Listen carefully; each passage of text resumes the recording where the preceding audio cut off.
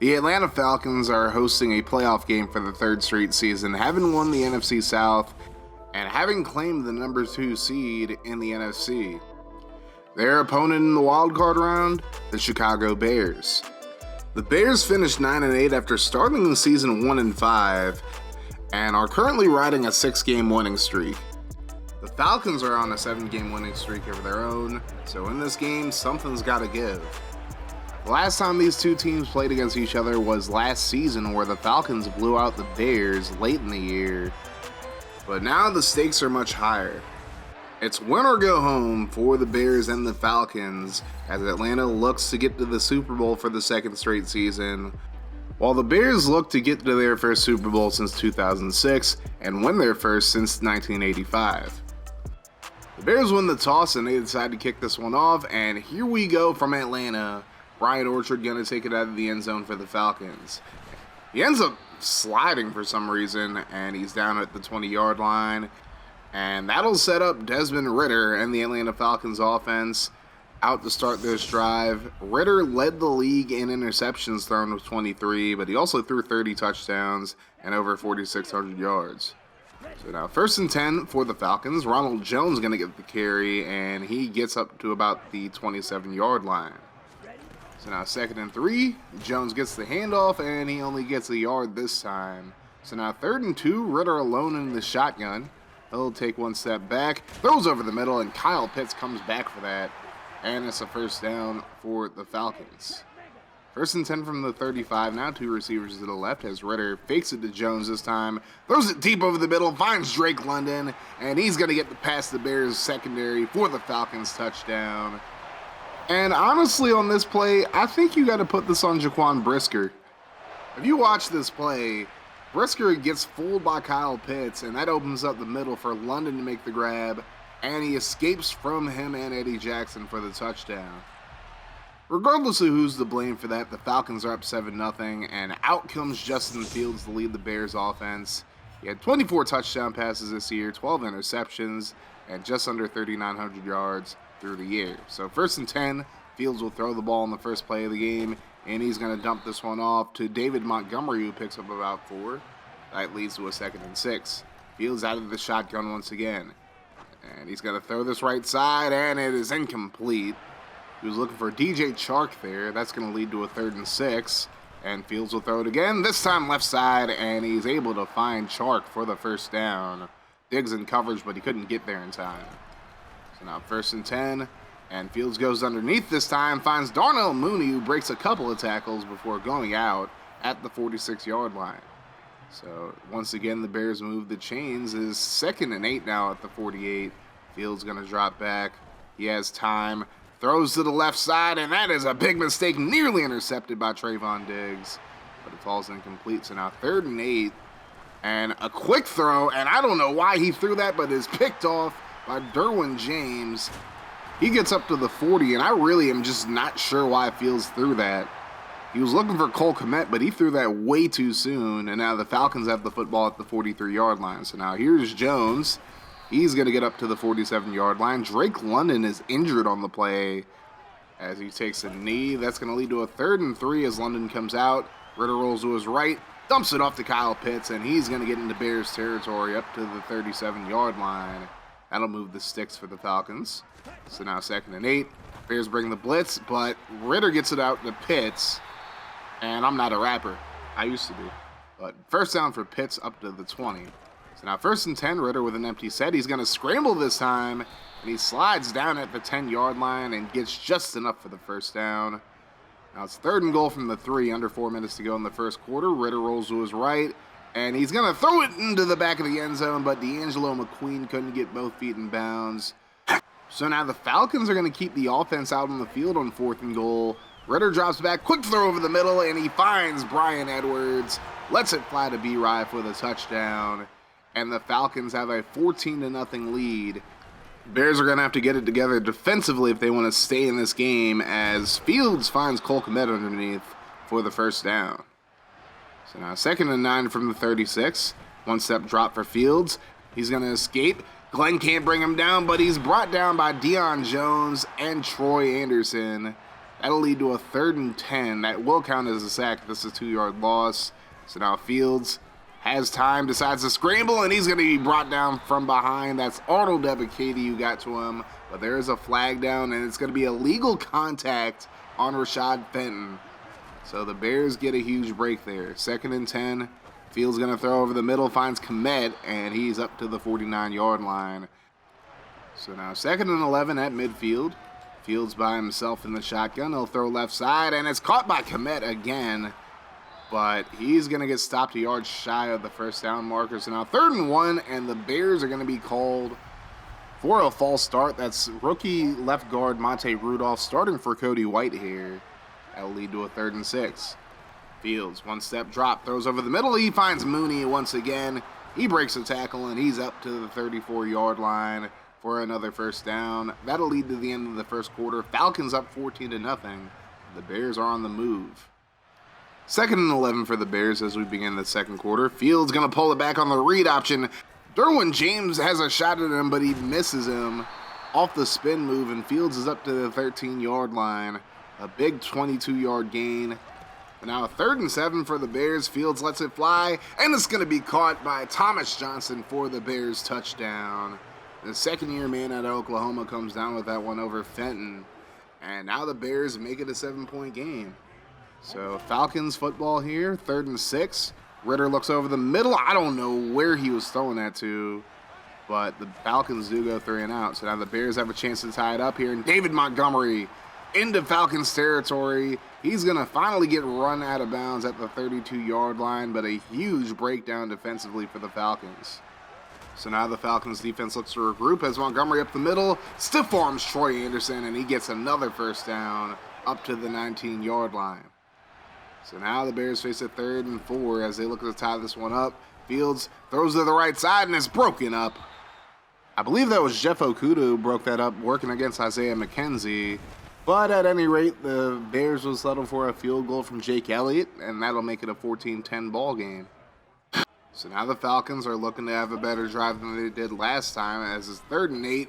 Ritter over the middle, he finds Brian Edwards, and he'll pick up the first down up to the 41-yard line.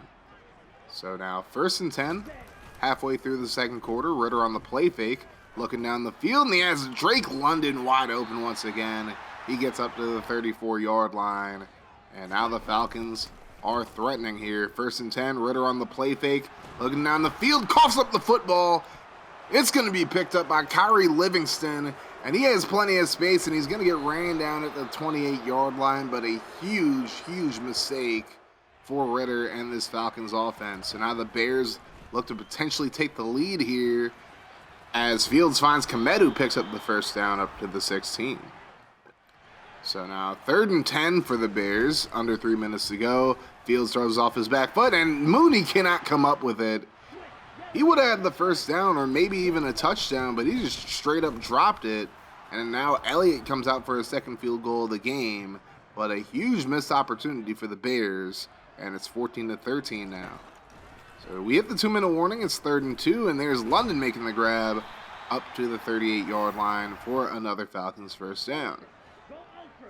So now 1st and 10, Ritter has time, throws left side this time, and he finds Calvin Ridley. I believe that's the first time he's caught the ball today. And that'll be a new set of downs for the Falcons. Now 1st and 10. Ritter lets it fly to Pitts. He burns the defense, and Kyle Pitts is going to get into the end zone for the touchdown. And the Falcons extend their lead out to 8 off a beautiful route there by Pitts. But now the Bears have some time to come back here, as this time Fields finds his tight end, Kmet, for the first down. So after a Bears timeout, 1st and 10, Fields steps up, throws over the middle. He's going to be intercepted. Richie Grant comes up with that one, as Fields was trying to get it to Paul Wooten, the rookie tight end, but unfortunately, just a great play by Grant. Well, fortunately for us. And now 1st and 10, Ritter over the middle to Ridley up to the 39-yard line, and Atlanta will take a timeout. So now 2nd and inches from the 29-yard line. Ritter just going to let this one fly, and Calvin Ridley comes down with it. Touchdown, Falcons. And I don't even think there's anything else that Sean Murphy-Bunting could have done there. That was just a good throw and catch. So the Bears run the clock down, and the Falcons go into the half up 28-13. and looking to get to the second round of the playoffs. Looking at the other playoff matchups in the NFC, if the Bears win, they play the Giants no matter what, but if the Falcons are able to find a way to win this one, they'll face the New Orleans Saints for a third time as they beat the Cardinals 37-31, and the Packers beat the Seahawks 43-26. So now it's second half time as the Bears have the football here, but it's a 3rd and 7. Fields goes left side to Johnson, and he's going to be tackled a yard short of the first down. That's Trayvon Diggs on the tackle. And now the Falcons have the football. Maybe a scoring drive or two could put this game away as Jones picks up the first down on the carry. Now 2nd and 7 from the 42. Ritter. Under pressure, he's going to be brought down for the sack. Michael Hote gets in there for the sack, and that's going to lead to a 3rd and 14 for the Falcons. And now Ritter lets it fly right side, and it's caught by Kyle Pitts. He's going to get up to the 24-yard line before being pushed out. So Ritter makes up for the mistake on the last play and gets a first. But now 3rd and 8. Ritter going to throw the screen. There's Jones. Rojo trying to get the first, and he looks like he just about had it, and they're going to give it to him at the 13. So now 2nd and 7 for the Falcons. Ritter throws over the middle, and he's intercepted. Eddie Jackson comes up with it, and he's up to the 7-yard line. A very rare mistake in this game, at least for Ritter, but a pretty common mistake he's made all season. And now the Bears are looking to capitalize as Darnell Mooney off the catch gets up to the 32-yard line, and the Bears have some breathing room now, to say the very least. Now 2nd and 8. Fields has time. He scrambles to the left under pressure now, and he's brought down for the sack. Arnold Ebiketie, who had 18.5 sacks during the regular season, brings him down, and that'll lead to a 3rd and 18. Fields gonna let this fly over the middle, and somehow they convert a 3rd and 18 as Mooney makes the grab. And now the Bears are in business. 2nd and 4, handoff to Montgomery. He picks up the first down up to the 33. He's up to 75 yards on the ground today for the Bears. Now 2nd and 6. Fields scrambles to his right, and he runs right into Grady Jarrett, the Falcons legend. Potentially a future Hall of Famer, we'll have to see. And now 3rd and 11, and Fields going to scramble again. This time he gets past Jarrett, gets inside the 20, up to about the 16. A huge run there for Fields, and it's a new set of downs for Chicago. Now 1st and 10, he's going to pull it back on the read option. Fields has a wide open lane, and he's going to get into the end zone. Touchdown, Bears. And they have cut it down to a single score now as it's 28-20. A minute to go. Ritter trying to redeem himself, throws left side, and I don't know what Ridley was doing there, but that was a catchable ball and could have been 6. The Falcons go 3 and out once again, however, and now 2nd and 10, Kmet makes the grab up to the 44. That's going to lead to a 3rd and 4. Should be the last play of the quarter, and thrown over the middle, and it's caught. DJ Chark up to the 41-yard line, and that'll be how we end the first quarter. Falcons lead 28-20. But the Bears are very much in range to potentially tie this game. 3rd and 4 from the 35. Fields going to throw left side. Caught. And that is Mooney once again up to the 27-yard line. And yet another first down for the Bears as they look to tie this game up on this drive. And now Fields going to scramble. I can't believe the Falcons haven't put out a spy yet as he's up to the 18. That'll make it a very manageable 2nd and 1. And Fields going to throw right side, caught by Kmet. Kmet inside the 10, up to the 8-yard line. And now it's 1st and goal to go for the Bears as Fields, he's going to scramble. Carter trying to get to him. He gets outside of Carter, and Fields going to get into the end zone. Touchdown, Bears. And they're now just a 2-point conversion away from tying this game up after being down 28-13. Here's the 2-point try, and Fields finds Mooney wide open in the end zone, and we're tied at 28. So it's just like the Falcons to blow a lead like that as Jones gets the carry, and he's going to get up to the 50, up to the 49-yard line, and it'll be a new set of downs. 3rd and 7. Ritter going to take the shotgun snap, and he'll throw over the middle, finds Pitts, and he gets up to the 35. So the Falcons are trying to hold on to this game despite blowing the lead. Now Ritter steps up, decides to scramble. He's going to pick up the first down up to the 23-yard line. And now the Falcons are at very least in field goal range here as Ronald Jones gets the carry up the middle, breaks a couple of tackles. He's up to the 8-yard line. So now the Falcons are in range to potentially score here. 2nd and goal. Ritter steps up, and he's brought down for the sack. It's Hote again, and it'll be 3rd and goal from the 12. So Ritter just cannot make a bad decision here. He's going to scramble. He's brought down for the sack at the 14. Better than an interception as Livingston gets there. So now Younghoe Koo for a chip shot field goal. How did he miss that? I can't believe Younghoe Koo just missed that field goal. I mean, I had it going to the right and everything like that, and he still missed it. So now Fields trying to scramble on 3rd and 5, and he's brought down for the sack. It was Diggs and Carter there who combined on that one.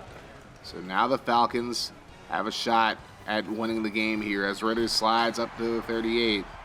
Can Koo get his redemption here? 2nd and 3. Ritter drops back, and he throws over the middle, finds Jones, who gets up to the 46-yard line, and it is a 1st down for the Falcons as they're in Bears territory now. Time winding down, the Falcons have all 3 timeouts as Ritter steps up, throws right side, and it's caught by Brian Edwards. He gets out of bounds at the 26-yard line. So now 2nd and 15 after a 5-yard loss on a false start. Ritter throws over the middle. He's intercepted.